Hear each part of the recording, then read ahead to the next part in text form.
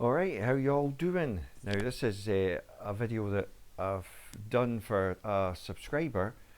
Let me just get you his name because he sent in a question and it got me thinking, as did a lot of other people, but he actually sent it in. Gary Sutcliffe, and what he was saying was, at the end of the day, if it does the job, do we care what we pay? Golf can be an expensive hobby. I buy cheap grips off of Temu, AliExpress, £30 for 13 grips. Do they do the job? He says they do. They might only last him one season, but if he's weighed them occasionally, he says, and when he has weighed them, there's about 1 gram difference in the weight between them. And he makes a very good point. So 30 quid you can get a full set of 13 grips, and probably they'd throw in a free putter grip, right?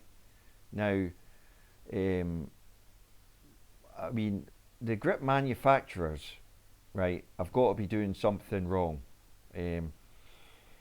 I'll tell you how this all started. It's mainly because of you and me not changing our grips ever.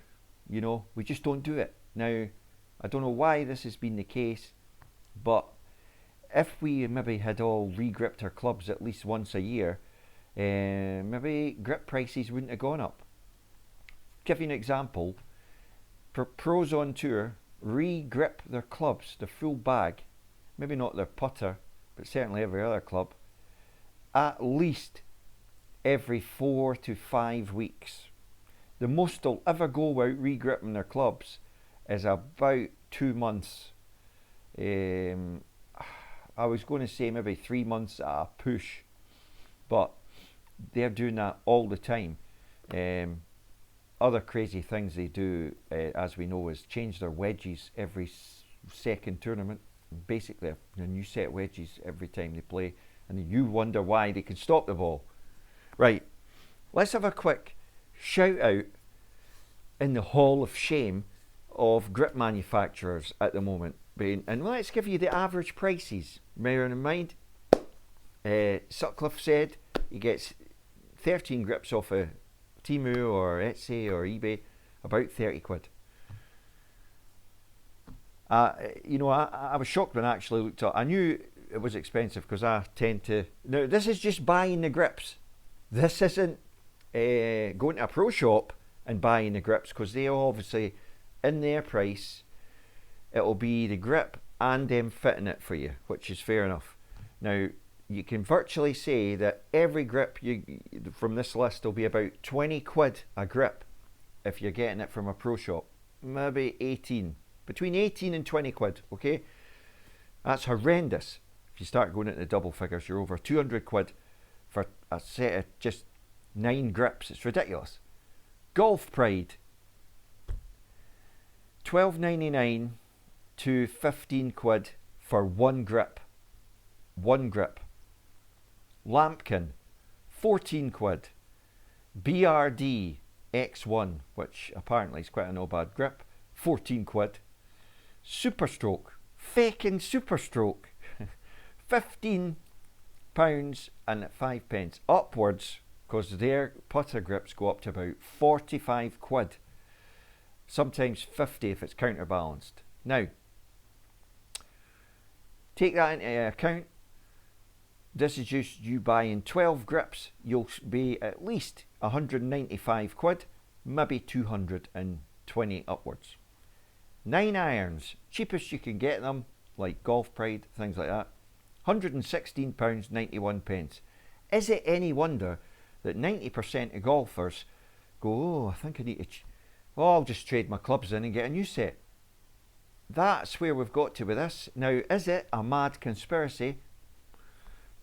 Golf Pride, Lampkin, maybe not the others, but they're the majors that they manufacture all the grips for all these other club manufacturers. Ping, TaylorMade, Callaway, etc. Right? So if you see where I'm going here? They're producing more and more new clubs, so they do partnership deals. We'll stick Lambkin on your clubs. We'll stick Golf Pride, Callaway branded on your clubs. We have gone, I'm not paying 250 quid to get my clubs regripped. I'm going to trade my clubs in, buy a new set. Now you might think that's bonkers, but, well, it is bonkers, because if you find a set of clubs you really like, but here's the thing, there's loads of different technology in grips. Now, Golf Pride do a grip called a velvet grip. Now, I kid you not, this is just basic rubber, there's nothing fancy in this. This is our most standard grip. Now, in my opinion, the most you should be paying for a Golf Pride velvet grip on its own is about £5.50. Bearing in mind it's only cost them $1.50, $2 tops to make. Right? That's got a bubble in it. Is it? It is, you know. So that's got nothing fancy in it. And you could say the same of any golf manufacturer, Lambkin included, that do these just solid rubber grips, injection molded with a pattern. The hardest part is making a mold. The next part is just injecting molding thousands of these and filling them in. They're not expensive to make. Right, when you start going into Golf Pride, let's look at the multi-compound, half and half. So this part's got cord in it, and then it goes to a softer material here. Golf Pride, this is actually a MCC plus 4 mid-size, right? Yeah, sure, there's a bit more material in that. You've got to layer the cord in correctly, injection mold it, and then you've actually got to finish it a bit better to make it actually look nice. And if you've ever bought the looky likes of these grips, save yourself the money. Do not do it. Right, it's very hard to get the consistency on a fake injection mold between the top half and the lower half. So one hand feels completely different than the other hand. No amount of tape or anything is going to make a fake grip feel like a real grip. But Golf Pride, Lambkin, BRDX1 Super Stroke, get a grip and lower your prices. You're off your rockers for charging what you're charging. Right, so we'll have a quick look at the Align Golf Pride grips. I'd be showing Lambkin ones as well. This is our practice club. We've got the Gem reverse engineer on it. See how that sits. Perfect. Swinging. It's mainly what's been making me play so well. Golf Pride Align. Right, now you've got a spine Align down here, which, to be honest, guys, I'm going to tell you something. Stay. Subscribe now, it's free. I'm going to tell you something that Ben Hogan did that has been lost through time, and it's probably one of the best grip tips you'll ever hear, and also if you can do it yourself, so stay attuned. So yeah, this again takes a bit of time to make. It's got the cord through the top half, then it's got the softer rubber, and it's also got the Align strip down it, which is actually ridged. Now, in the looky like ones, which I bought just one of to see, they are shocking in two ways. One, the cord, unlike the real one, just feels absolutely terrible. Then the soft part, it's the same rubber they use, so there's no definitive change. But the worst thing is the Align, which in the real grip, like this one, really you can feel it, and it really does help with hand placement, obviously. But you're paying through the nose for one of these, like 18 quid, 16 quid for one of these. Come on, Golf Pride. Why do you think, right? These are the grip manufacturers. I'm telling the grip manufacturers that their prices are too high. If your prices were more reasonable, folk wouldn't buy fake grips. Therefore, you wouldn't have a fake grip problem. You've got a fake grip problem because you created it yourselves. There's Mr. Sutcliffe. He's not prepared to spend 250 quid, like a lot of us, 195 quid on 9 grips, when he can get £30 gets him a full set of grips. And he's saying he lives with it, he knows they're no right, puts extra tape on to make up for the lack of weight. He only gets one season out of them, but he's re-gripping every season at 30 quid. He'd need to go on his set of clubs that he maybe keeps for 5 years. He's broke even, and he'll trade them in.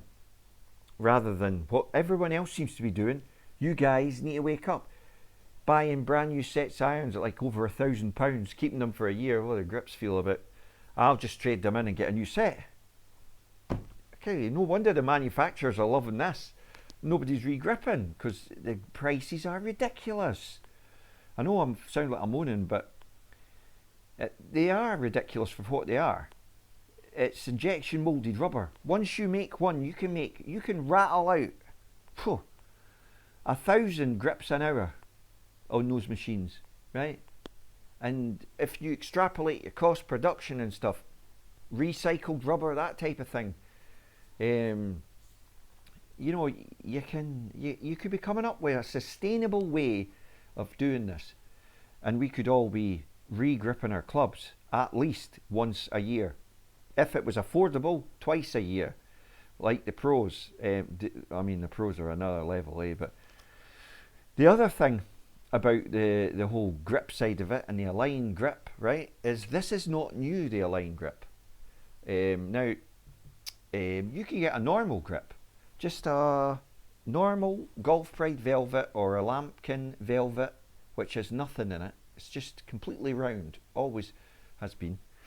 All you do is you get a cable tie, and when you're taping up your grip, you run the cable tie, make sure it's square and your club face is square, and you run it up the back of the club, you tape over it, and then you put your grip on, and hey presto, you won't have this bit here that says Align, but you will have Align on the back of it. It basically makes it like a V, so that the part of your hand that goes through here, you feel a ridge, and it kind of helps get the grip placement in your fingers more, so you won't be palming it. Yeah. Now, who pioneered that? And this is why this video is running a wee bit longer, but it's interesting because Ben Hogan was the master of his own clubs and how he made stuff. Now, Ben Hogan, in case you don't know this, not only was he like the greatest probably golfer, that could be debated for hours and years, but probably like as far as club making goes, he was up there as a genius before his time. And somewhere in America there's a vault full of about 250 plus patents that purely were patented by Ben Hogan, from the likes of 4 woods and 3 woods with speed slots in the toe, which were like aerodynamic to speed the head through the air, to like these Apex shafts, which, let's be honest here, if it wasn't for Ben Hogan coming up with the Apex shaft, right, the Apex shaft was a frequency match shaft that derived the kick point so that the apex of each iron could be charted, way before modern golf. But Hogan came up with this for his irons, and this is absolute genius. And the next video that I'll be doing once I order some grips up at a reasonable money is when I did the research for this, I actually started to think, you know, there's something in this. Hogan knew about counterbalance of golf clubs before anybody out there really tried it. This is way before Mo Norman tried it. You know, Hogan was out there on tour doing this, and what he used to do, which was a closely guarded secret, it didn't even come out till well after the mid-80s. He used to get old wire coat hangers, right, and used to obviously have 3 sides to the coat hanger, so he could snip it, snip it, snip it, snip it, snip it, snip it. He could get 3 grips out of 1 coat hanger. And what he did was, he put the coat hanger wire all the way up the grip, right to the end there, right? And then, just like this Align, okay? And then he would tape over his grip, and then he would put his grip on. Now, bearing in mind, when Hogan first started doing this, he was still using leather wrap grips, but he was doing it then. So he would have that wire going up there, he would have it taped into position, and then he would wrap the leather around it and secure it. And this would give him, like what I'm saying to you, this is exaggerated, it would give him like a V to run into his hand there, right? So that he could hold it more in the fingers and it had control. Now, it did two things. It gave him face control, because he knew he could feel the ridge, right? And when he's feeling that ridge in his fingers there, he knows that face is square. So whatever shot he was attempting to play, he could then work out draw, closing it, fading it, or squaring it, right? Also, because he's put the weight in here, he's now counterbalanced his head. So he could get like an equal swing weight, which he obviously did, he swing weighted his irons, so that he could get all his clubs. Like if I know I've got the gem on this, but what he would do is he would pivot them, right? So his full set would pivot at the same spot on the shaft. So therefore his balance point was wherever it was, but it was identical balance right the way through the set. So effectively he was making sure that they all swung the same. Now this is way before they really did either counterbalancing or matched sets. Like, I'll give you an example. One of the greatest golfers of all time, Bobby Jones, didn't even have a match set.